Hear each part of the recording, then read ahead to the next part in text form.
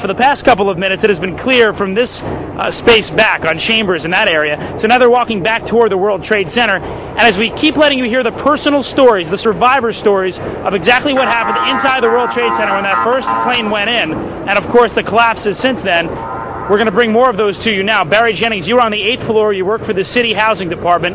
Explain to me the moment of impact. Well, me and Mr. Hess, the Corporation Counsel, were on the 23rd floor. I told him we got to get out of here. We started walking down the stairs. We made it to the 8th floor. Big explosion. Blew us back into the 8th floor. And I turned to Hess. I said, this is it. We're dead. We're not going to make it out of here. I took a fire extinguisher and I bust the window out. That's when this gentleman here heard my cries for help. This gentleman right here, and he kept saying, stand by, somebody's coming to get you. They couldn't get to us for an hour because they couldn't find us. You thought that was it? I thought we're dead. I thought that was it. I started praying to Allah. I said, that's it. We're gone. It's over. What was it like for you? You were inside there as well. It was pandemonium. I mean, it was something like out of a Bruce Willis Die Hard movie. He was there and he was crying, and there was another gentleman crying and for help. We couldn't get to him. We tried to get through we went through the buildings. We were lost. Both staircases, the backside was completely blown away. There was no way to access us. We couldn't get to them. And finally, one of the fire department teams found them. But we didn't think they were going to make it. Well, certainly you got out. Many others didn't. Of course, we don't have a number right now of fatalities or injuries. But I want to translate a story to you that another man told me. He was near the building. He was on the lobby level, near the shopping area, near the promenade. The elevator doors, he said to me, blew open. And when the doors opened, there was a man on fire inside that elevator. That is the kind of tragedy we are talking about here, and we're the World Trade Center. Hi, my name is Barry Jennings. I'm 52 years old. I've worked for 33 years at one location. Basically, that's it. I'm married, father of 4. That's it. Why don't you tell people your experience from the very beginning of the day on September 11th, 2001? All right, it was, as I told you guys before, it was very funny. I was on my way to work, and traffic was excellent. I received a call that a small Cessna had hit the World Trade Center, and I was asked to go and man the Office of Emergency Management at the World Trade Center 7 on the 23rd floor. As I arrived there were police all in the lobby. They showed me the way to the elevator. We got up to the 23rd floor. Me and Mr. Hess, who I didn't know was Mr. Hess at the time, we got to the 23rd floor. We couldn't get in. We had to go back down. Then security and police took us to the freight elevators, where they took us back up, and we did get in.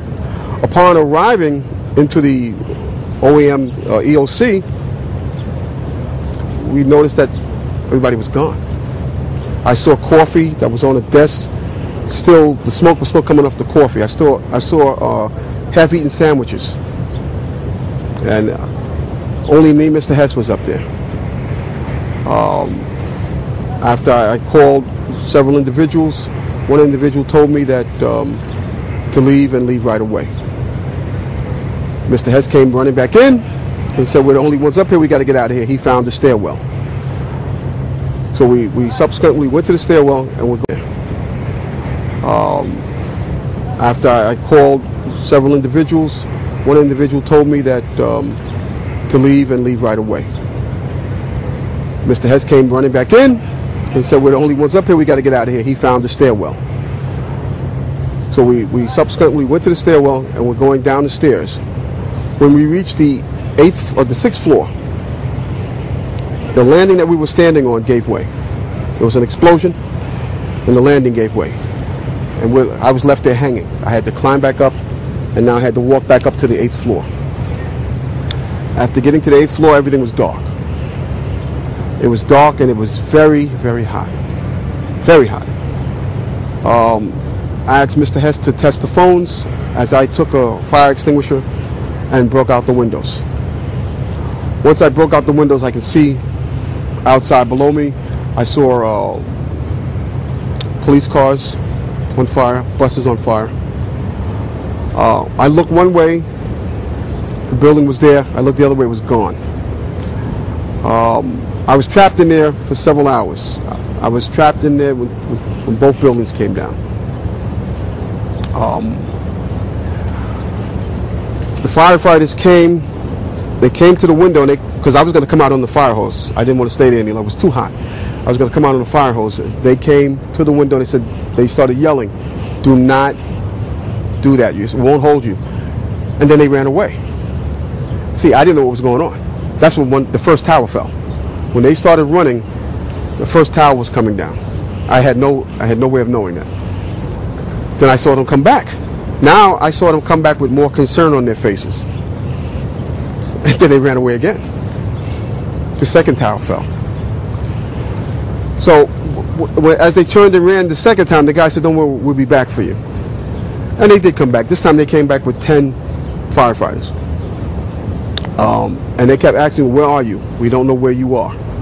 I said, "I'm on the north side of the building," because when I was on the stairs, I saw north side. Excuse me. All this time,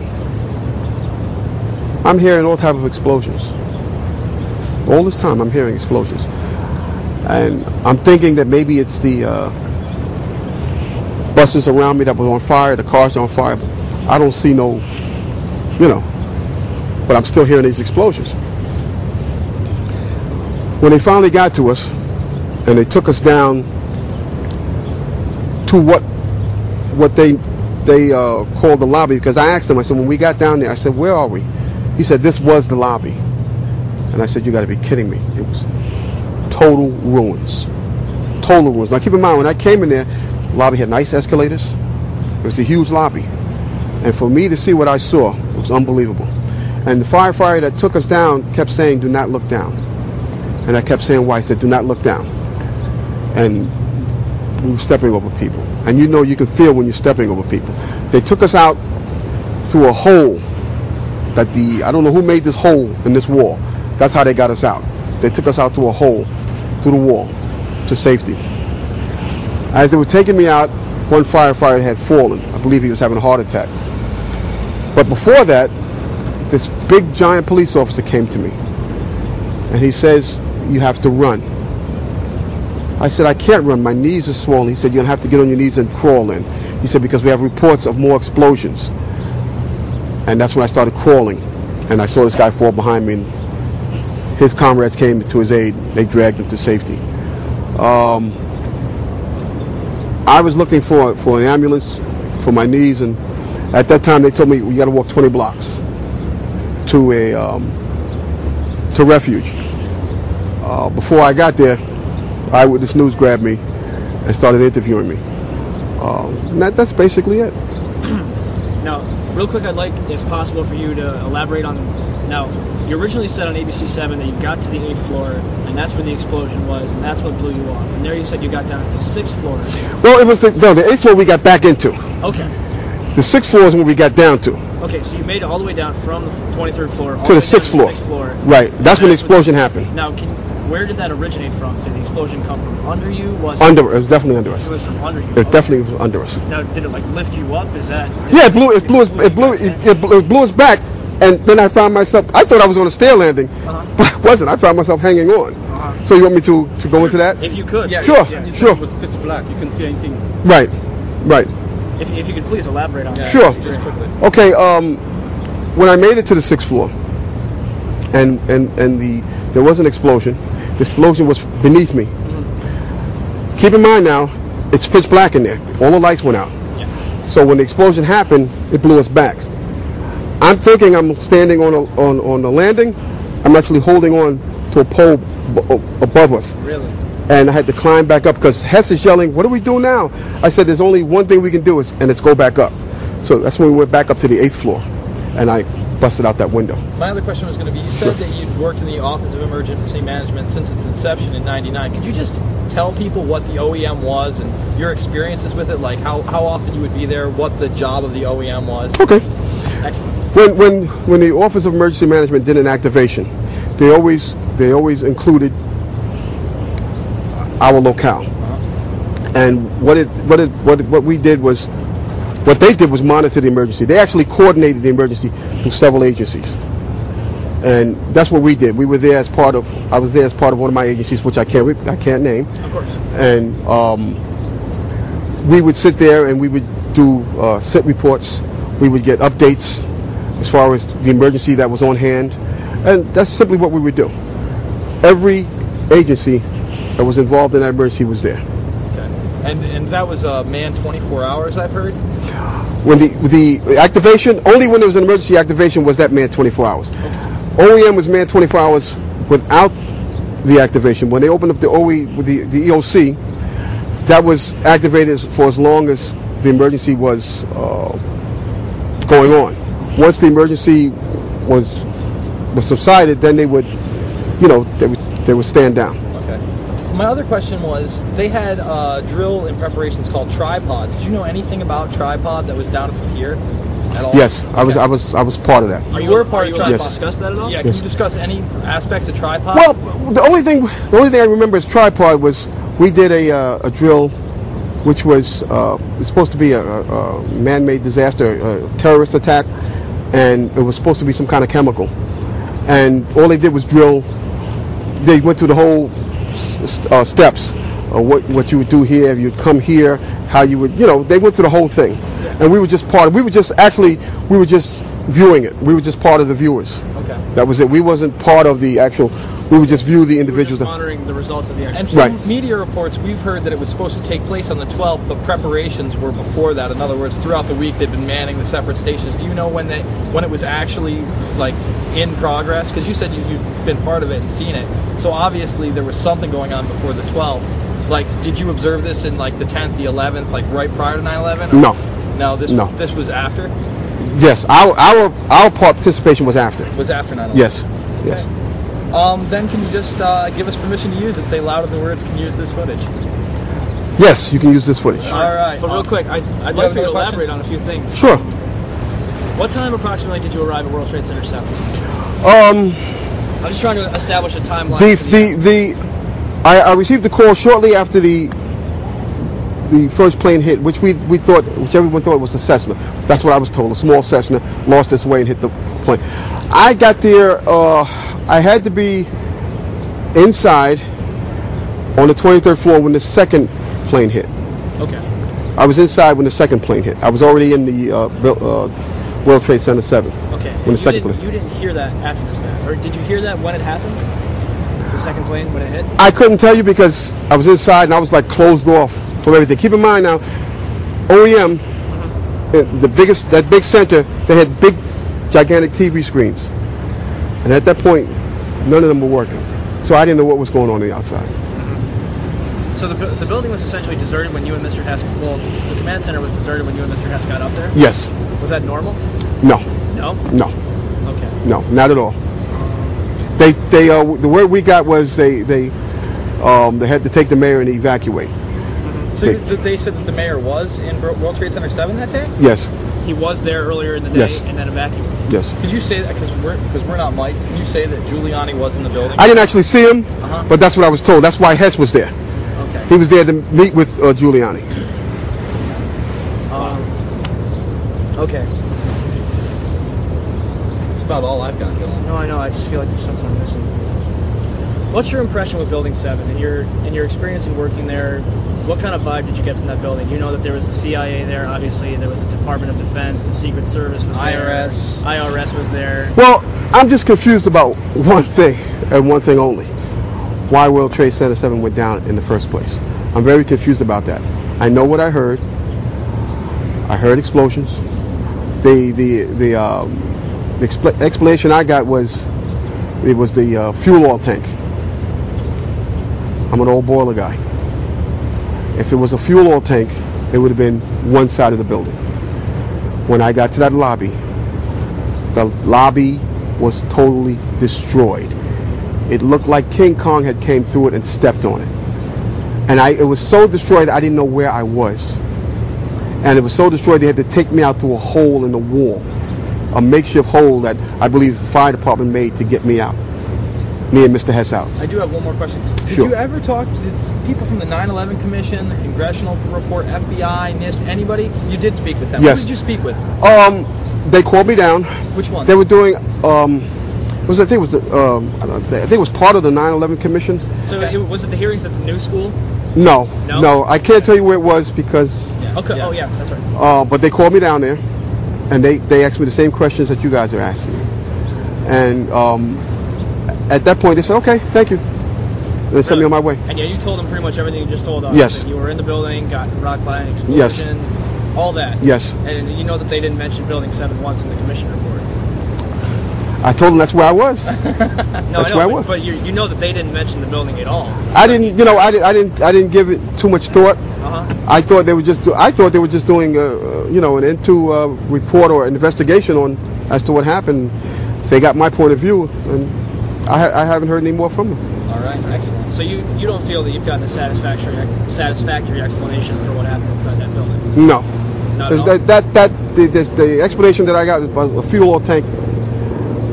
No. No? No. I heard the explosions, and then the key thing was when the police officer came to me, he said, "We got reports of more explosions, so you have to run." Uh-huh. Big tall cop. And that's after both towers have fell, correct? Yes. Yes.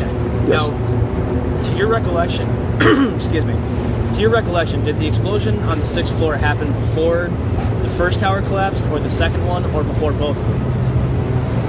Because I remember you said earlier you were actually trapped when both of them came down. I'm still in the building when both of them came down. You're still in the building. Are you trapped on the 6th floor when the buildings came down? Yes.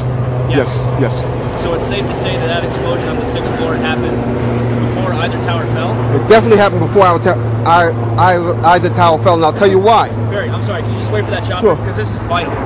Because the whole official story, the whole reason that Building 7 collapsed, allegedly, is because the North Tower fell onto it and caused damage. And what people are going to say is they're going to say, well, Barry was hit by debris from the North Tower. No. What happened was when we made it back to the 8th floor, as I told you earlier, Yes. both buildings were still standing because I looked one way, looked the other way. Now there's nothing there. When I got to the 6th floor, before all this happened, when I got to the 6th floor, there was an explosion. That's what forced us back to the 8th floor. Okay. Both buildings were still standing. Keep in mind, I told you the fire department came and ran. They came twice. Why? Because building Tower 1 fell, then Tower 2 fell. And then when they came back with all concern now, like, to get me the hell out of there. And they did. And then we got out of there.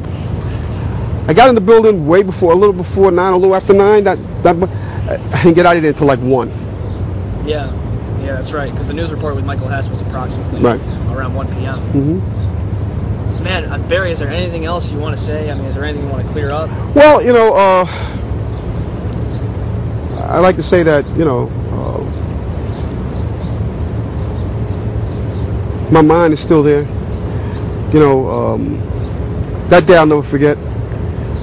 And the explanations that were given to me is totally unacceptable. Totally unacceptable. Because as I stated, I was there. I lived it. I lived through it. Actually, I thought I was going to die that day. Because me and Michael Hess did get on our knees and start praying. When we saw that there was nobody coming, there was no hope. We did get on our knees and start praying. And then there was the fireman that shined the light and says, "Anybody in here?" Those are the sweetest words I ever heard. Is there anybody in here? And I, at that time, I told Mike, I said, "Mike, you better get under the desk and pray to who you're going to pray to, because I'm going to pray to who I'm going to pray to, because it doesn't look like we're going to make it." And that's when the fireman came and saved our lives. Excellent. And you got out of the building around 1 o'clock, and that's when you pretty much crawled out on your knees, and that's when ABC 7 caught you, right? Yes. And there's really been no official follow-up with you, right? I mean, obviously the 9/11 Commission invited you to come testify, and that was it. I mean, you never heard anything back from them? No. I mean, I got several calls from several news reporters, and News 12 did come out to my home and interview me as far as what took place, but that was it. That was it. And it wasn't until some years later that I testified in front of them. It was very, to tell you, it was very scary, because they looked like very important people. Yeah. That were questioning me about certain things, and I don't know if they liked the answers I gave. I could care less. I gave my account of it, the truth, and that was it. When did you first start doubting Well, did you have your doubts that day as to why? Well, did you even see Building 7 come down at all? But you were probably well gone by that point. No, I was long gone by then. When did you first hear it collapsed? And to my surprise, I was back in the office. Secretaries and things that were cleaning me up. I was disheveled. I even started crying because of the lives that were lost, and I was lucky enough to get out of there. When I got home, I sat down in front of the TV, and my wife said, "Why do you keep watching this? Why do you keep?" I couldn't stop watching it, and that's when I found out Building 7 came down. I was so surprised, and I'm saying to myself, "Why did that building come down?" And I knew why it came down, because of the explosions. And it was no fuel oil tanks.